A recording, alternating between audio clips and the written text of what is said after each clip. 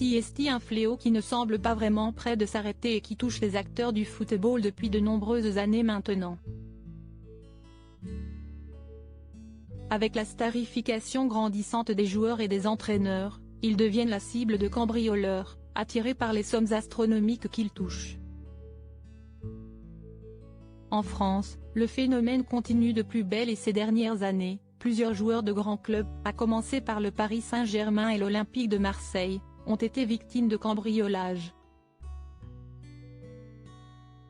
Généralement, les malfaiteurs attendent que les joueurs soient absents pour cause de match avant de s'introduire chez eux.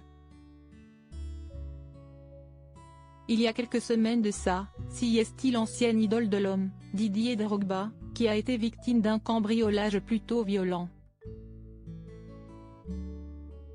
Comme expliqué à l'époque, les cambrioleurs avaient réussi à forcer l'entrée d'un box dans lequel étaient entreposés de nombreux effets personnels du joueur ivoirien.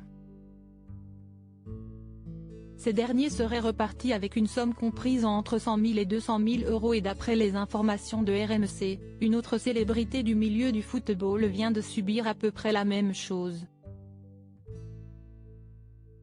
Connu pour son fort caractère et son accent d'Europe de l'Est très prononcé, Vahid Halilhodžić a roulé sa bosse depuis les années 90 comme entraîneur et il a notamment fait le bonheur du PSG entre 2003 et 2005.